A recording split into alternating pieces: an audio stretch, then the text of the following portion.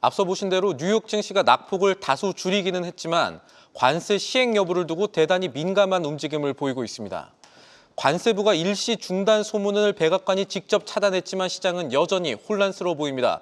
뉴욕 연결해 정리해 보겠습니다. 김종학 특파원, 간밤 시장을 움직인 핵심 어디에 있습니까?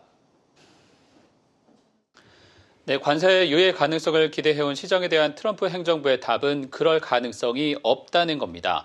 도널드 트럼프 대통령은 오늘 베냐민 네타냐후 이스라엘 총리와의 기자회견 중 이번 관세 정책을 두고 무역 질서를 재편할 다시 없을 기회라고 밝혔습니다. 트럼프 대통령은 현재 관세 유예는 검토하지 않고 있다면서도 조건에 따라 협상은 열려 있다는 이중적인 입장도 보였습니다. 쏟아진 질문들을 받은 트럼프 대통령은 다른 많은 나라들이 생각하지 못했던 것들을 제안하고 있고 협상하길 원하고 있다면서 이번에야말로 무역 질서를 바꾸겠다고 말했습니다. 특히 중국을 겨냥해 본질적으로 폐쇄적인 나라라면서 교역에서 미국에 1조 달러의 손실을 입히고 있다는 입장도 되풀이했습니다.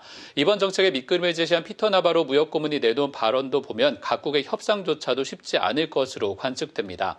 나바로 고문은 베트남이 미국산 제품의 0% 관세를 서로 주고받기로 제안한 것을 예시로 들면서 비관세 장벽인 부가가치세를 걷어내야 한다라고 지목하기도 했습니다. 유럽연합도 자동차 관세 등 양보안을 제시했지만 트럼프 대통령은 미국산 에너지를 구입해 무역 적자를 줄여줄 때 협상하겠다는 뜻도 내비쳤습니다.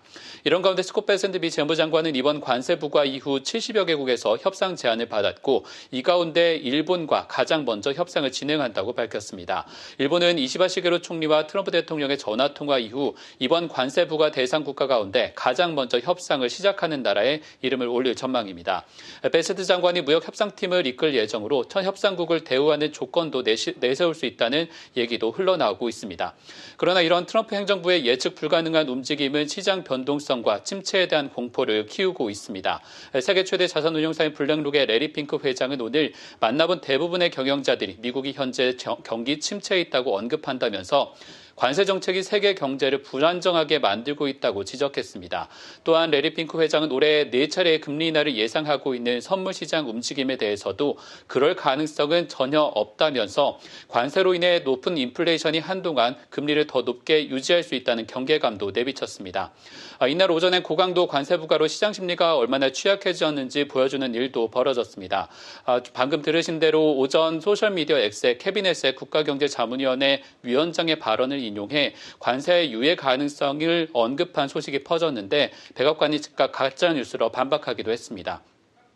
해당 게시글이 퍼지자마자 S&P 500 지수가 3% 넘게 오르기도 했지만 이런 움직임은 오래가지 못했습니다.